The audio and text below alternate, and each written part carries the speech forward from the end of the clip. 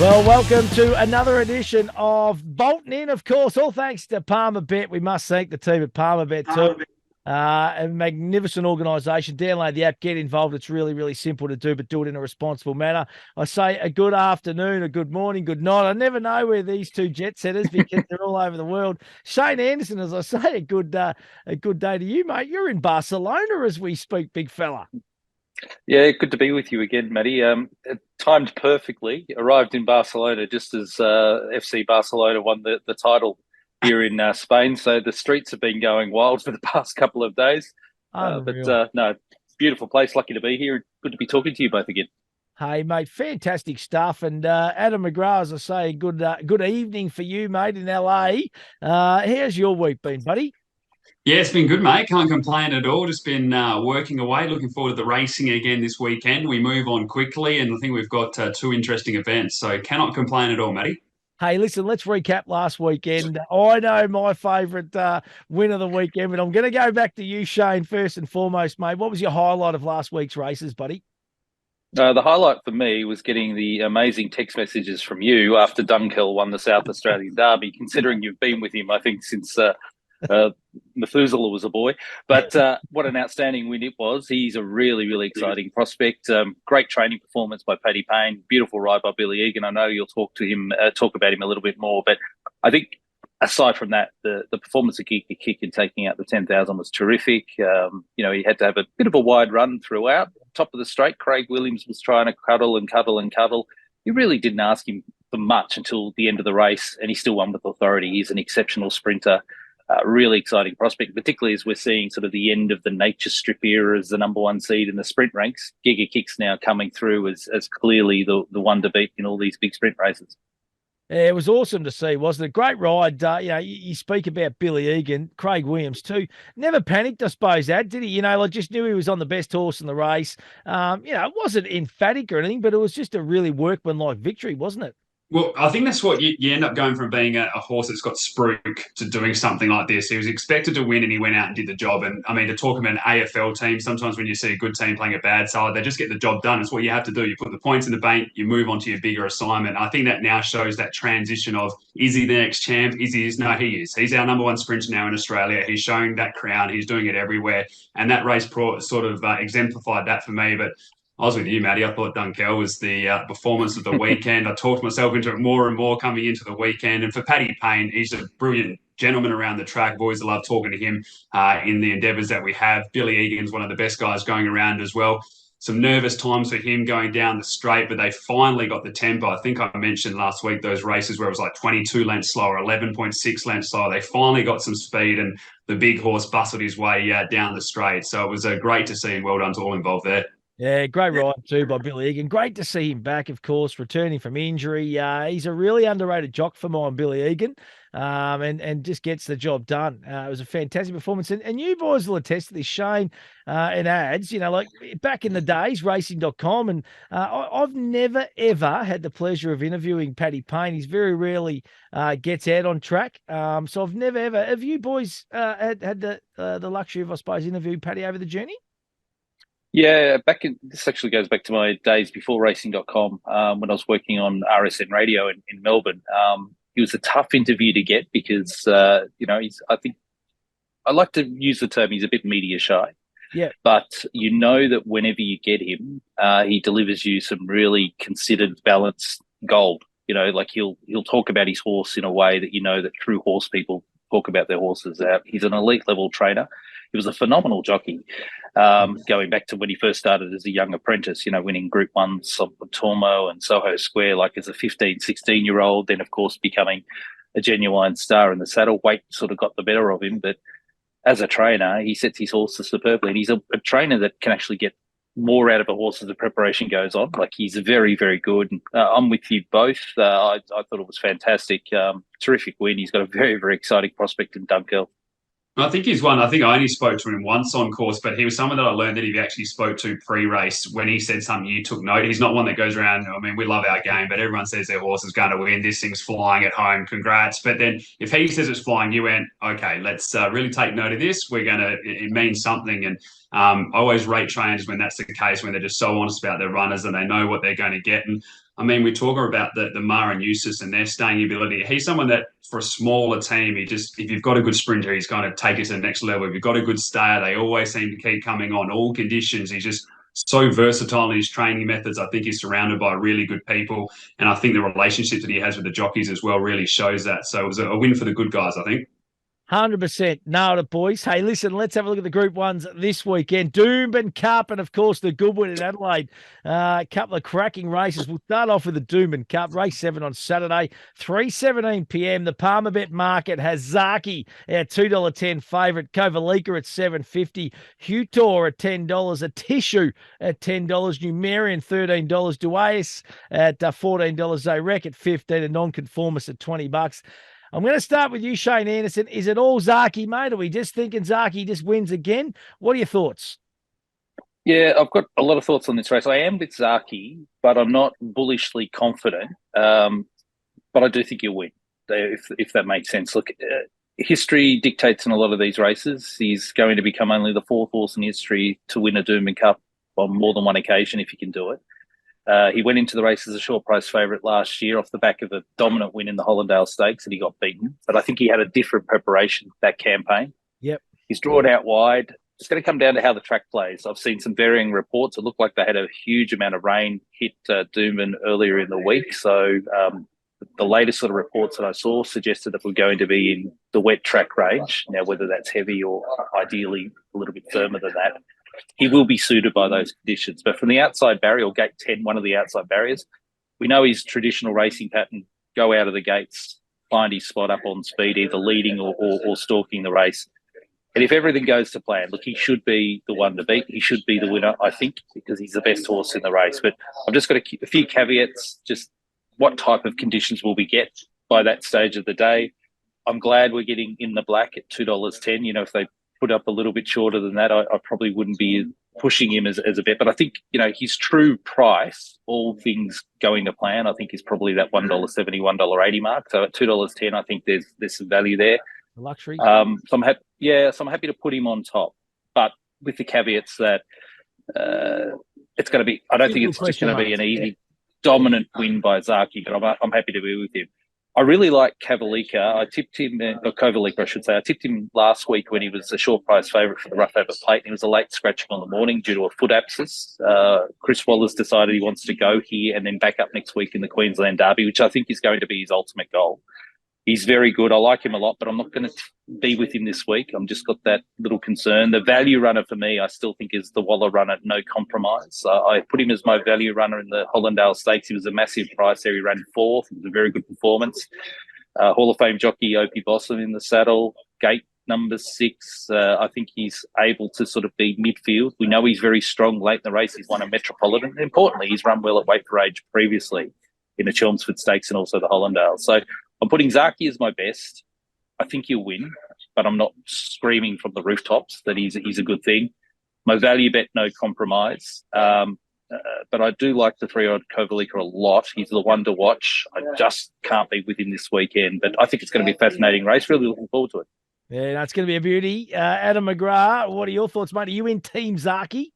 No, I'm not. I kind of like the hesitance there from Shane, because that's how I felt doing the race. And I always want to find the good horses. When you got the Animos, the Dubai Honours, the Giga Kicks, you want to be like, yeah, this is the good horse and why. And I mean, Zaki's an absolute champ, as Shane said, going 4 in a row. The record speaks for itself. But I just feel like he's just, they're catching up to him a little bit, this 8-year-old gelding. He needs things on his own terms. He needs to go through with them. And for that, I don't want to be taking $2. If I'm taking $2, I want like a Giga Kick. When last week we said $2, this is an absolute steal. That's the vibe I want, and be confident. I'm not confident that he's going to win. I think he's the best horse, but thinking's not going to get me at $2. So I'm going to go with Numerian and also Nonconformist as my 2 tips here. So Numerian, I'm willing just to put a line through last run on the soft 7. I looked at the weather, like Shane said. I saw that it's drying for the rest of the week. The sun is meant to be out. So I'm hoping that we get closer to a soft 5.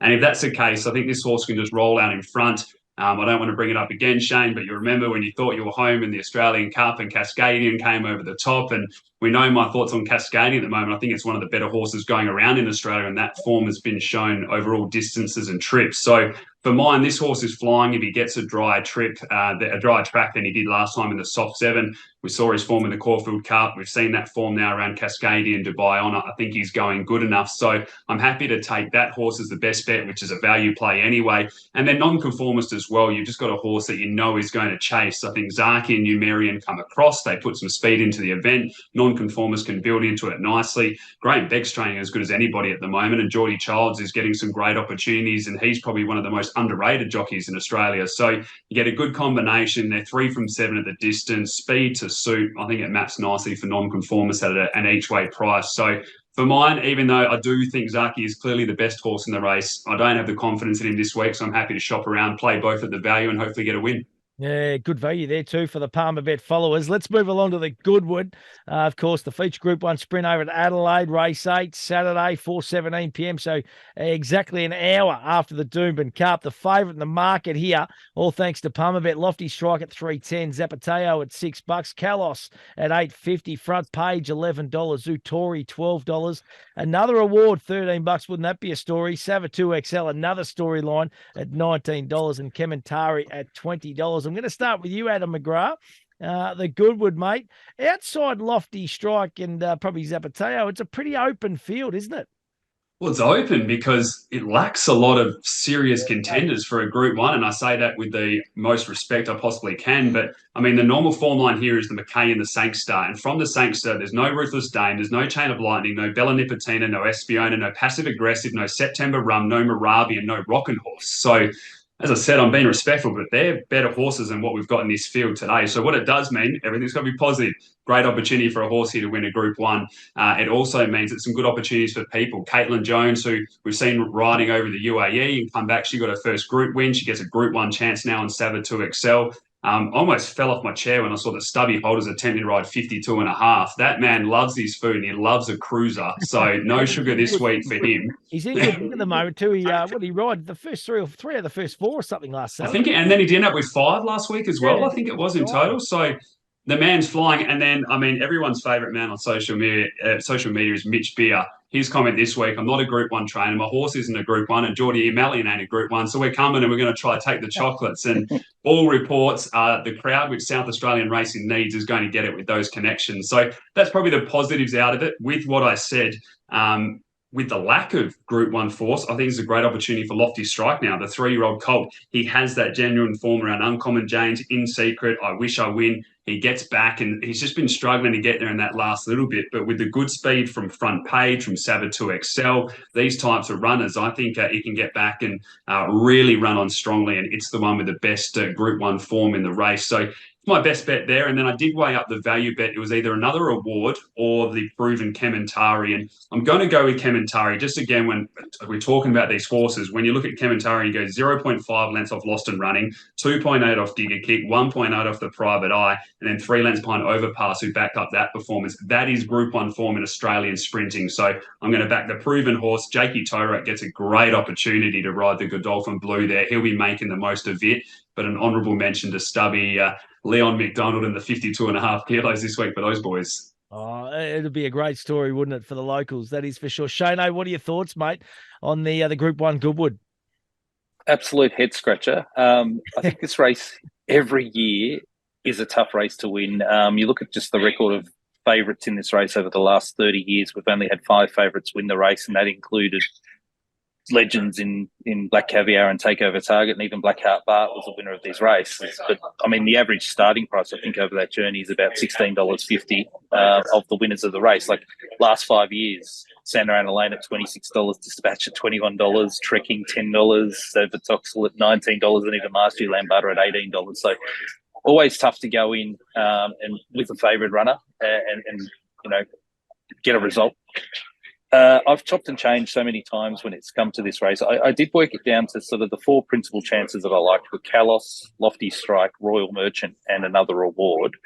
I've come back to, I went away from Lofty Strike, but I've really come back. I looked at the jump out that he had at Cranbourne on Monday, a really nice soft jump out. It's going to go quickly into the backup into the Goodwood off that. You go back through his form this campaign, terrific in the Oakley Plate, terrific in the Newmarket. They're the two big sprint races in Melbourne outside of the Weight for Age Lightning Stakes for the autumn. He went to the TJ Smith. He wasn't disgraced there, probably didn't handle the heavy track. And I think of a horse with a good rating that he's got, he's rated at about 110 on the handicap. Yeah, getting in with 54.5 kilos with the set weights and penalties nature of the race has pushed me back to him. So I think Lofty Strike is the one I want to be on. I respect Kalos a lot. I think Royal Merchant, she was great in the Tobin Bronze with her course and distance win. She was really strong there, and she's proven herself at 1,400 metres previously. So I think she's at a big price. But I'm putting my value runner as another reward. I'd love it to win this mare for Leo McDonald and Andrew Glyas, as Adam said about Stubby Holder. Great jockey. And her overall record is just wonderfully consistent. She won a Matrice 4 starts ago.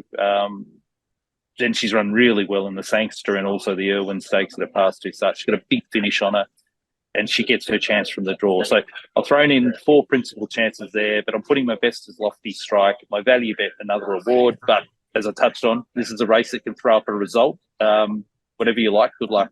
Yeah, I'm with you. I reckon it's a really open affair, and the track, you just don't know how it's going to play, where they're going to be coming. It's the 3rd week of their carnival. It's just, yeah. There's a bit of rain forecasted Friday and Saturday. It's only meant to be light, but as you said, Matty, end of a carnival, Morphettville doesn't like that too much, and they can start really fanning out wide if that's the case.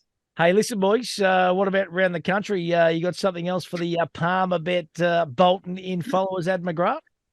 Yeah, look, just one for mine because we're still waiting for it all to be finalised. But I think we'll get a price. I think we'll be $10 plus here. And it's race 8, number 10 at Belmont. It's going to be Abloh. Comes from Kalgoorlie, flashed home. It was a really eye-catching performance to finish second. They've drawn the car park for the weekend, barrier 17. So that's where I think we'll get our value from it. Hoping for a nice price. And I think you'll see this horse show a devastating turn of foot late. So race 8, number 10, Abloh.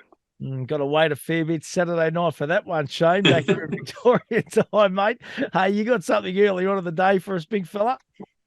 Just, I will say with Adam, I don't mind him when he's tipping them that late in the card in Western Australia, because for European people, it's actually an appropriate time in the morning. I'm not having to set my alarm at the crack of dawn. I am quite keen on Doomben Race 9, the Roses. There's a New Zealand filly called Sakura Girl, who's, I think, a real lively Oaks contender. She was the favourite for the New Zealand Oaks. She was beaten on that occasion, but I don't think she was disgraced. She was a really strong winner of the Sunline Vase, a Group 3 level to start prior in this distance range. And at a most recent run, she took on the older mares in the Group 2 Travis Stakes in New Zealand. There was a lot to like about her there. Opie Blossom in the saddle for a very good trainer in Ben Foot. I think she's a good bet. I'm quite keen on her at the each way at around that sort of $5.50 mark. I'm looking forward to her. So again, leaving it late in the day, Doomben, the Roses, race number 9, Sakura Girl number 7. I guess it doesn't matter if they win, boys. You can put the bets on early, and then you wake up on Sunday and you actually got something in your account if they get up. I hope it's not that late for you, Matty. Hey, listen, I'm going to just, at a bit of a price, a horse called More Moon from the Dan O'Sullivan stable. Really well last start. It's at $41 and $10. Race 2, number 10 at Flemington. I'm just going to have a little play around that. I know they got an opinion of this horse. I worked the day at Ballarat. It made its debut. Owned by some locals. They got a little kill last start at Bendigo, and I reckon the horse might go on with it now. And I just reckon, if you're getting $10 a place, it's as good as backing a winner, boys. So nice little each way play there for me over the weekend. Hey, download the Palmer Bet app. It's really, really simple to get involved. Do it in a responsible manner, as we always say. And remember, what are you really gambling with? You can go to the website to find out more, or also the number on the screen. Hey, boys, seriously, Shana, you enjoy Barcelona, mate. Make the most of it. That sounds like the trip of a lifetime. It's a work trip, which makes it even better, mate. That's unbelievable. I'll do my very best. What's Richo's old favourite saying? Courage comes in many forms. So I'll do my best to represent Australia proud. I think you'll do it pretty well, mate. And it's great to talk to you as always, mate. And you have a wonderful week, and we'll see you next week. Yeah, thanks, Matty. We'll just do our normal stuff. We'll let Shane enjoy Barcelona over there. Mate, we got boring lives, haven't you, compared to Shane? Like, there's shit sitting everywhere. But you can't complain, mate. It's been a big week too. The NBA draft lottery. Wembanyama, of course, going to the Spurs. That was massive news, of course, as well. So plenty going on in the world of sport, that is for sure. Hopefully we get a winner, and we'll see you next week on Bolton in. All thanks to the Palmer.